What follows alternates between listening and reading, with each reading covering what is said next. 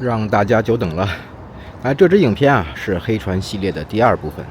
上一支影片呢，我们在普贺讲到了黑船来袭其实并没有改变什么。幕府不光提前知道了黑船来袭的信息，在处理这种突发事件上也是很理性、很冷静、很有能力，和广泛流传的版本其实相差很多。那第二部分呢，我们来到了大家熟悉的横滨。其实第二部分是最难的章节了，因为在这里发生的事情太多了，能展开解读的东西也太多了，根本没法在这么短的时间内全部讲完。所以这次还是减法处理，只说核心内容和转变。如果以后有机会可以单独在某些方面深度解读。而第二部分我们要说的核心就是黑船事件1年后的1854年，幕府依然表现出了专业冷静的对应。然而影响日本国运的天平在这一刻也开始了倾斜。那这次呢，我们就来解读幕府是如何精心设计，但是却从掌控到失控，最后演变成了撕裂并失去了合法性的。今天我们的叙事结构只有一个词：克制。咱们开始吧。那我们先来到神奈川素的旧址1854年呢，条约签署的地点被选定在一个名为横滨的渔村。在地理位置上，它与当时东海道上的重要节点神奈川素隔海相望。幕府放弃了现成的港口设施和成熟的配套街道转而在这一片由沼泽和沙洲构成的低洼地带强行建立起一套新的行政区域。那这种选择是出于对既有社会结构的保护。那神奈川素是连接江户与西日本的交通枢纽。那人员流动频繁，且由于建筑密集，行政力量难以实现彻底的视觉监控。如果将外国人安置在这里，那幕府200年来确立的身份等级与人员流向将面临直接的干扰。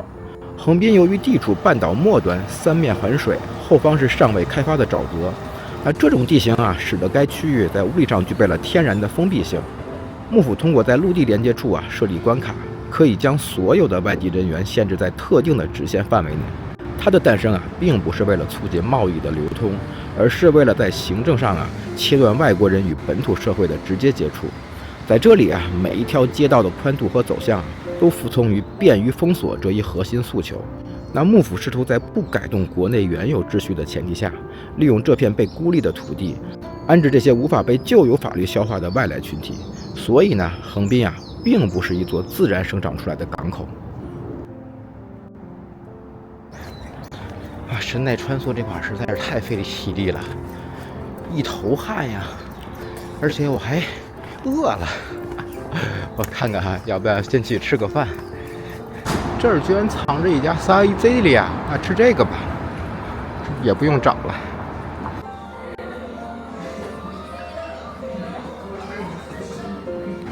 现在来的位置就是开港资料馆、纪念馆还有开港广场都在这附近。1854年签署的日美核心条约改变了幕府对领土的绝对控制权。在此之前的200年间进入日本领海的准入许可完全取决于幕府单方面的行政指令。而日美核心条约确立了外部力量进入特定区域的合法性。下田与箱根还有函馆被设定为美方船只可以停留并获得补给的据点。那这种设定并非单纯的物资交换，它在法律层面上产生了一个豁免区。当外籍人员在这些港口停留时他们并不完全受幕府既有律令的约束。那随后追加的领事裁判权进一步将这部分人权从日本的司法管辖中剥离出去。在横滨这片被划定的居留地内幕府的行政意志在遭遇外籍人员时失去了强制执行的效力。这不仅是外交上的让步，更是一次权力的重新划分。那幕府原本拥有对境内所有人员进行审计、归类和处罚的完整权利，但随着条约的生效，一个不受幕府法律完全覆盖的物理空间被合法的保留了下来。这种权力的流失是不可逆的。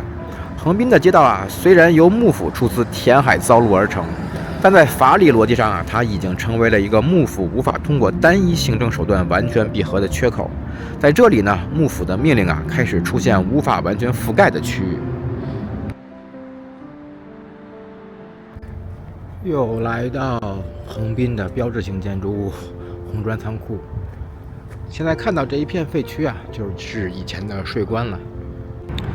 到了1859年，横滨正式开港后呢，由于日本国内的金银交换比率与国际市场存在巨大偏差，套利行为迅速发生。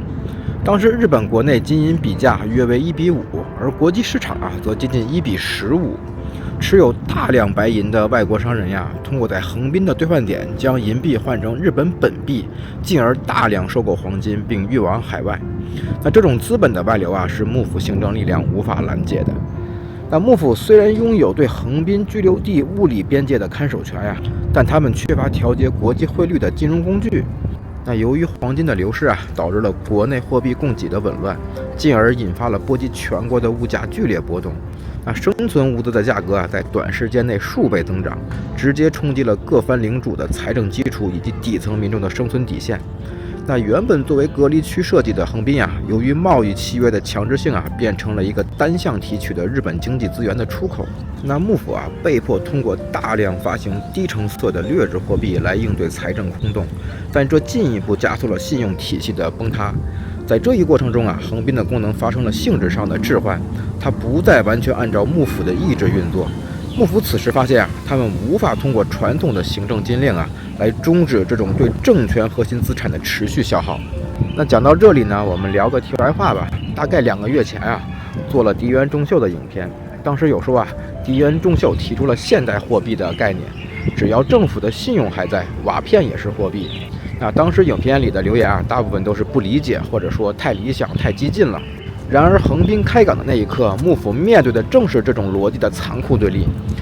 西方人用全球统一的金融尺度直接拆解了日本封闭的货币体系。那幕府这时才发现他们手里握着的不是黄金，而是因为信息差才存在的虚假财富。幕府尝试透过调整货币成色来维持既有的秩序。但当这些手段真正被使用时已经是在一个完全不同的条件之下了。当然，我们不能以现代人事后诸葛的角度去评判当时的选择谁对谁错。但有一件事是不能否认的，机会只会留给有准备和有预见性的人，他不会站在原地等着你后悔。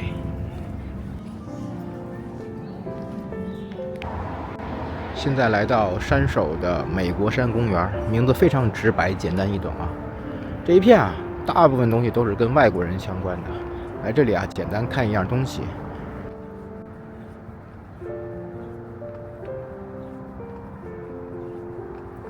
这就是这里了，这是外国人墓地，可以看到墓碑全都是西方风格的。那为什么要来这个墓地看呢？可以说这个墓地也是当时蚕食幕府权力的一部分当时条约规定了外国人不仅有居住权，还有死后的占地权。那幕府必须在山手的高地上划出一块永久性的墓地。那这意味着外来的行政逻辑不仅管活人，还通过死者永久性的占领了日本的土地。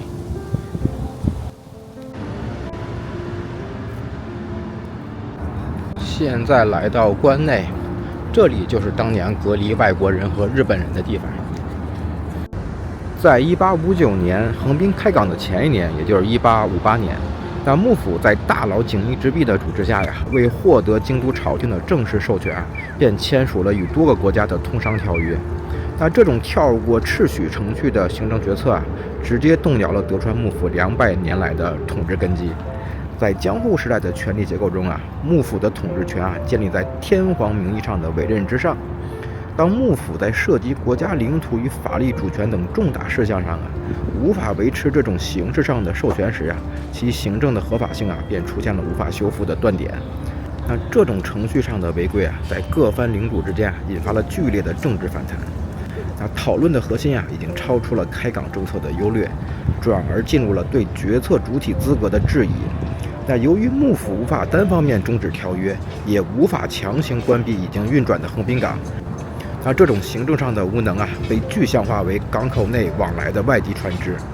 那这些船只的存在是幕府失去对领土边界控制权的物理证据。那各藩通过观察横滨的运作发现江户的中央政府已经不再具备执行禁令的绝对能力。那各方的视线开始转向江户之外的地方。原本统一的行政意志被分裂为多个对立的阵营。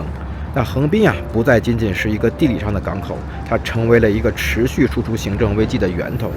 每一次的贸易结算呀，每一份的公文签署啊，都在加速这个旧有统治体系的解体。我在找一个地方，是以前关内大门的旧址，应该是在这附近，可能就是这个桥。我看看，吉田桥，那就是这块了。这块就是当年大门的位置。那吉田桥这位置啊，就是当年大门的位置了。进入关内啊，需要经过严格的武士盘查。那这反映了幕府极其矛盾的一个心理啊。他在领土内啊，制造了一个国中之国。那关内呢，走的是西方秩序，而关外呀，维持的是封锁逻辑。接下来要去野毛区。这应该是今天讲的最后一个地方了。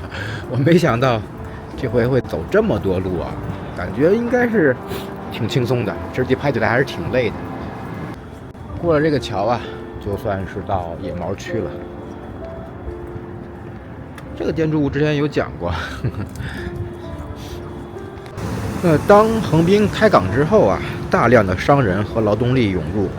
由于关内啊被划给了外商和官僚，普通的日本民众啊被强行排挤到对岸的野毛地区。这里形成了横滨最早的庶民区。其实这是美化了啊，准确来说就是贫民窟。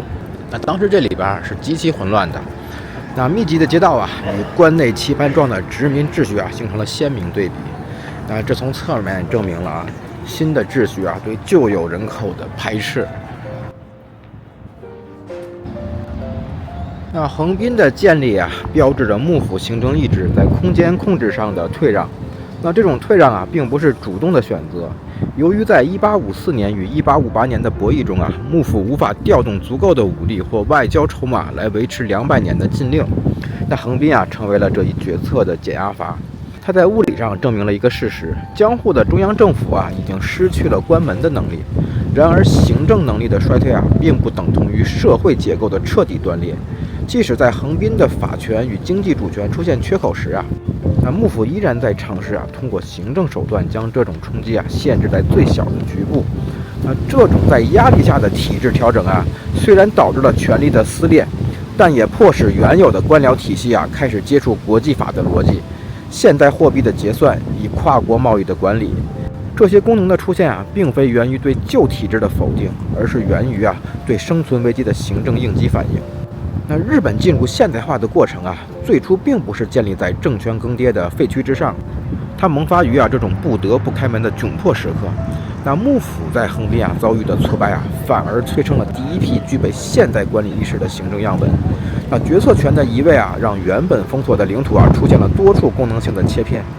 而这种权力的裂痕啊，在横滨之前啊，其实早已在另一个更早、更封闭的坐标点啊埋下了伏笔。在那座3面环山、直通太平洋的海港里啊，幕府曾试图进行最后一次关于隔离与监控的极限试验，那是所有权力和矛盾呀最初汇集的起点。